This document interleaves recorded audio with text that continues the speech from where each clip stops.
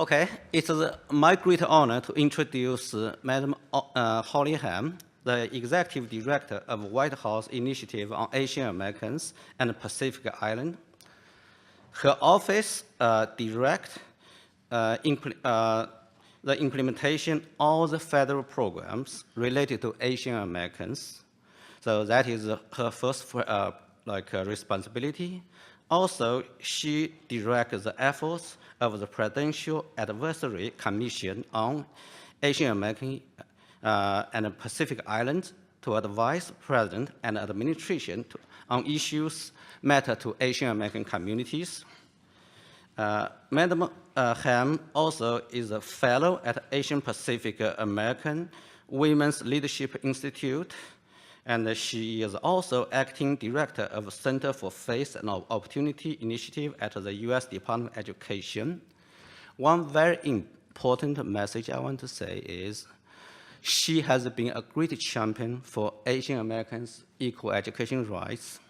Ever since I met her last March, she helped facilitate the federal government adopt our policy recommendation on college admission, also help our channel the voice to the Department of Education, trigger the investigation of Yale University. She has done a lot of valuable support, provided a lot of valuable support to Asian American community. Let's introduce our keynote speaker, Ms. Holohan.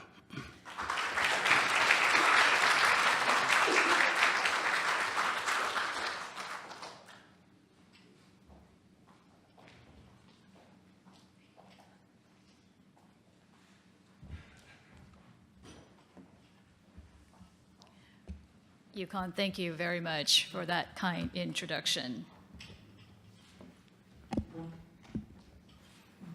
What a tremendous honor to be part of the first National Conference on Equal Education Rights. So thank you very much to the Asian American Coalition for hosting this historic conference today.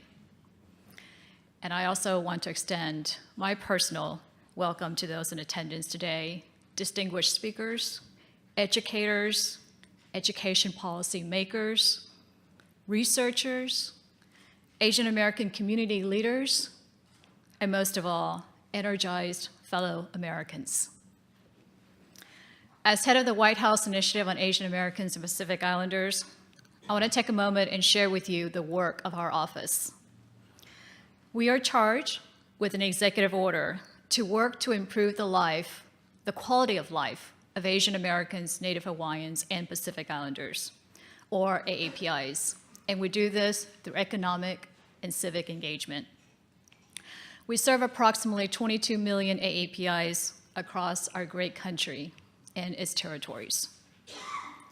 And since serving in this role, our priorities have been focused on education and career readiness, and business and jobs creation. And we align with administration priorities to help strengthen the economy, skill up for those in-demand jobs of today and the future, and to help rebuild distressed communities. And we do our work through the pillars of data disaggregation, of language access, and of capacity building. When collected data on AAPIs is disaggregated, it clearly shows that we are not a monolithic group. In fact, AAPIs in America derive from over 40 countries and speak over 100 languages and dialects.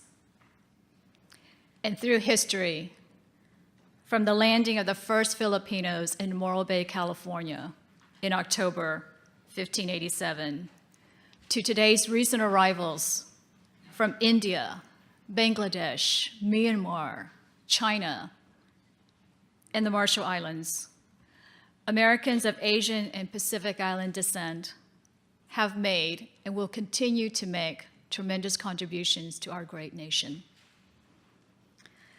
The topics addressed at conferences like this one are shedding light on the fastest growing racial group in the country, Asian Americans and Pacific Islanders. Our population is expected to grow to 51 million by the year 2060, according to the US Census Bureau. And as a group, and we heard from speakers this morning, higher education attainment will lead to higher income attainment. As reported by Nielsen, the purchasing power of AAPIs topped $1 trillion in 2018 and is expected to grow to $1.3 trillion by 2023. So marketers and influencers are excited about the prospect of our population and how we have a choice in the purchases and the engagements that we decide on. So as I'm sharing stats and data, some of you today know this very well, and you incorporate this into your work. And while for others, these are new and interesting facts. Our office makes every effort, and I think you all should as well, to better understand and address the unique issues that this diverse community faces. For example, and unrelated to education, but in health, did you know that half of hepatitis B cases inflict AAPIs? And that the highest growth in mental and behavioral issues are occurring in API youth and youth adults.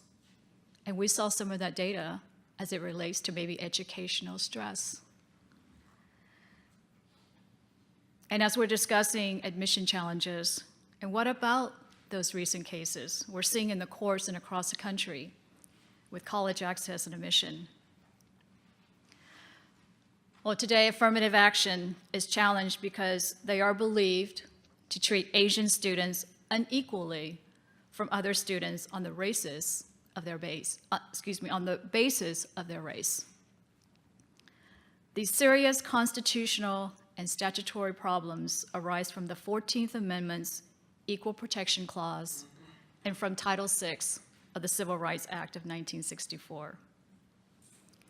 Since the Supreme Court approved race as one factor, but not as a quota, in admissions with the Bakke decision in 1978 and then again in 2003 in Grutter versus Bollinger. This controversy has simmered. As the law now stands, universities may prefer certain races over others in the admissions process, so long as that preferment provides the benefits of educational diversity to all students. These are benefits that are race neutral, and these are benefits that our race neutral alternatives could not deliver, and that race is only a limited plus factor. If racial diversity should enhance the academic experiences of all students, then affirmative action is highly defensible. However, universities treat all Asian applicants alike, and they do this for diversity purposes. As stated earlier, Asian Americans and Pacific Islanders are not a racial monolith. This treatment carries the presupposition that everyone who identifies as Asian, from China to Indonesia, brings a similar and perhaps close to identical perspective to an American college campus. This same boxed-in race viewpoint matchup is applied to persons of other races, irrespective of their socioeconomic backgrounds or personal history. A 2009 study by the National Study of College Experience shows that an Asian applicant, as Mr. Chang had noted earlier, must score 140 points higher than whites, and Mr. Bloom did as well. That an Asian applicant must score 140 points higher than whites, 320 points higher than Hispanics, and 450 points higher than African Americans on the SAT to be viewed in an equal light. And not much has changed in a decade. Perhaps setting a higher admissions bar for Asians is a form of discrimination rooted in the model minority stereotype. Are all Asians diligent high achievers? This stereotype and image not only neglect the diverse ethno-cultural backgrounds of this group, but also attempts to silence Asians regarding our difficulties and discrimination experiences. The truth is that most Asians are immigrants who have faced struggles. Struggles with language, with cultural integration, and with intergenerational conflict. Furthermore, groups such as Cambodians, Hmong, Laotians, and Vietnamese have high school dropout rates and are in a lower socioeconomic status. For a group that is not a stranger to discrimination, as mentioned earlier, the Chinese Exclusion Act of 1882, or the internment of Japanese Americans during World War II, it seems unjust that this demographic group has to work twice as hard to go half as far. So some elite college administrators express concerns that there are too many Asians that are enrolled in the higher education system. Since 1993, the number of Asian applicants to Ivy League colleges tripled. Yet the proportion of Asians in respect to the student body has been stagnant at approximately 18 and 20%. And institutions of higher education are not alone in racial balancing to achieve its diversity formula. Specialized high schools in New York City are pushing for greater racial diversity. And what about the gifted and talented and magnet programs across the country? Parents vie for spots in these programs to give their children an edge as early as pre-K. Is there a racial imbalance when looking at certain schools and student success in certain zip codes?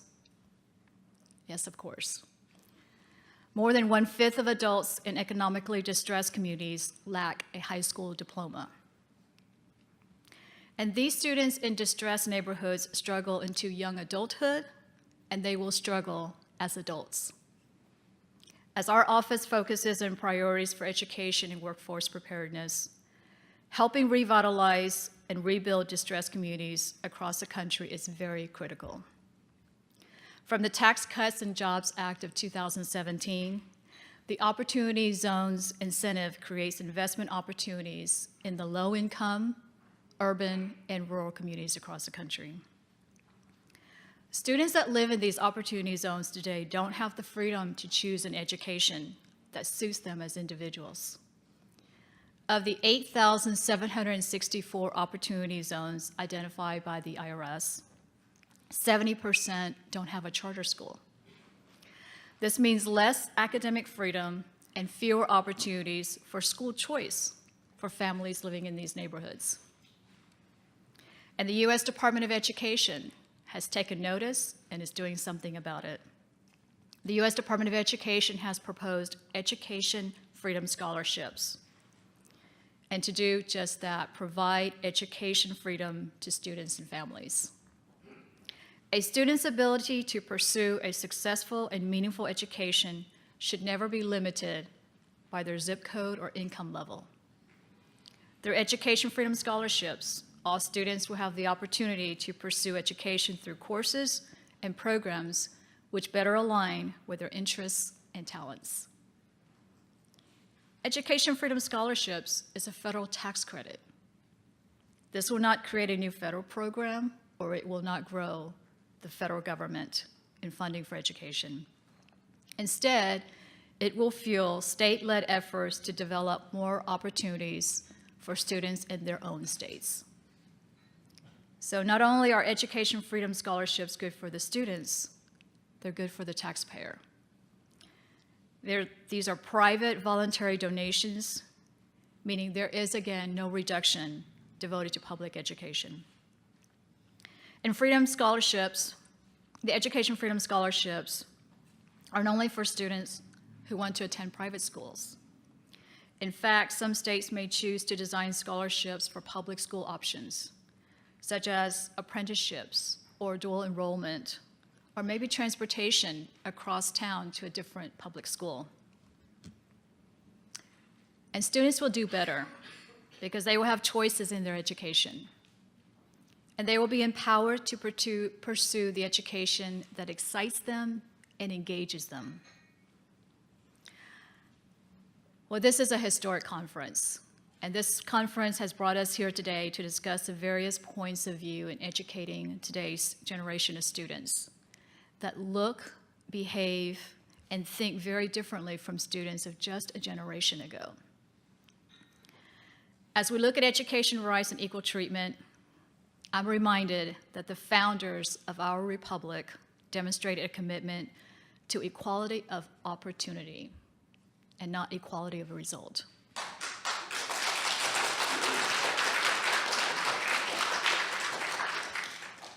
James Madison presupposed that persons' different and unequal faculties would result in their possessing different degrees and kinds of property. Alexander Hamilton agreed, writing that there are strong minds in every walk of life that will rise superior to the disadvantages of situation and will command the tribute due to their merit, not only from the classes to which they particularly belong, but from the society in general. The door ought to be equally open to all. Thank you for this great opportunity to speak to you this morning. May God bless you, and may God bless the United States of America. Thank you very much.